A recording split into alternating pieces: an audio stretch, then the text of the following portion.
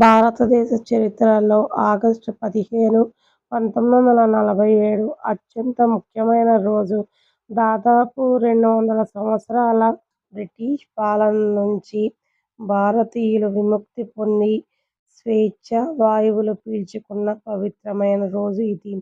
17వ శతాబ్దంలో east India company వ్యాపారం పేరుతో భారతదేశంలోకి అడుగుపెట్టింది.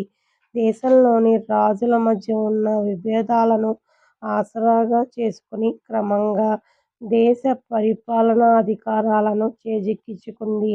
భారతీయ సంపదను బ్రిటిష్కు తరలించడం, రైతులు, కార్మికులపై తీవ్రమైన పన్నులు విధించడం మరియు భారతీయులను ద్వితీయ శ్రేణి పౌరులుగా చూడటం ప్రజల్లో తీవ్రమైన అసంతృప్తి రగిలింది. 1857 సిపాయిల తిరుగుబాటు. దీనినే మొదట భారత స్వతంత్ర సంగ్రామం అని అంటారు. దేశవ్యాప్తంగా సైనికులు, రాజులు, ప్రజలు బ్రిటిష్ పాలకులకు వ్యతిరేకంగా తిరగబడ్డారు. ఈ తిరుగుబాటు తర్వాత భారత పాలన ఈస్ట్ ఇండియా కంపెనీ నుంచి నేరుగా బ్రిటిష్ రాణి చేతుల్లోకి వెళ్ళింది. 20వ శతాబ్దం ప్రారంభంలో స్వతంత్ర పోరాటం మరింత తీవ్ర రూపం దాల్చింది. మహాత్మా గాంధీ నాయకత్వంలో అహింసా మార్గంలో సాగిన సహాయ నిరాకరణ ఉద్యమం 1920, ఉప్పు సత్యాగ్రహం 1930 మరియు క్విట్ ఇండియా ఉద్యమం 1942 బ్రిటిష్ పునాదులను కదిల్చాయి. భగత్ సింగ్, రాజ్గురు, సుఖ్దేవ్, అల్లూరి సీతారామరాజు, చంద్రశేఖర్ ఆజాద్ వంటి వీరుల త్యాగాలు యువతలో దేశభక్తిని రగిల్చాయి. నేతాజీ సుభాష్ చంద్రబోస్ ఆజాద్ హింద్ ఫౌజ్ని స్థాపించి బ్రిటిష్ వారిపై విరుచుకుపడ్డాడు.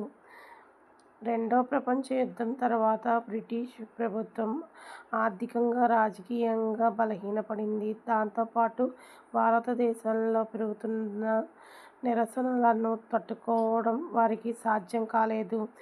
Indian independence act 1947 British parliament భారతదేశానికి స్వతంత్రం ఇచ్చేందుకు ఈ చట్టాన్ని ఆమోదించింది. అప్పటి చివరి వైస్రాయ్ లార్డ్ మౌంట్ బాటన్ స్వతంత్ర దినోత్సవం తేదీగా ఆగస్టు 15ను ఎంచుకున్నారు. కారణం, రెండో ప్రపంచ యుద్ధంలో జపాన్ సైన్యం మిత్రరాజ్యాలకు లొంగిపోయిన రోజు. ఆగస్టు 15, 1945కి గుర్తుగా ఆయన ఈ తేదీని నిర్ణయించారు. 1947 ఆగస్టు 14 అర్ధరాత్రి భారత తొలి ప్రధాని జవహర్లాల్ నెహ్రూ ఢిల్లీలోని పార్లమెంట్ భవనం నుంచి ప్రసిద్ధ ట్వీట్ విత్ డెస్టినీ ప్రసంగం చేశారు.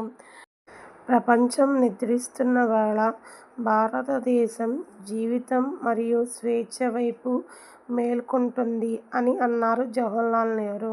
అదే సమయంలో ఎర్రకోటపై బ్రిటిష్ జెండాను దించి మన భారత త్రివర్ణ పతాకాన్ని సగౌరవంగా ఎగురవేశారు. అయితే దురదృష్టవశాత్తు దేశ విభజన జరిగి భారతదేశం పాకిస్తాన్లుగా విడిపోయింది.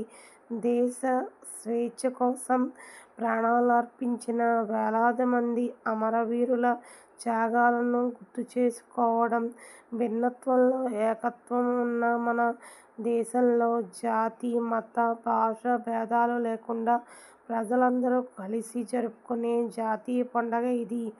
భవిష్యత్తుకు పునాది.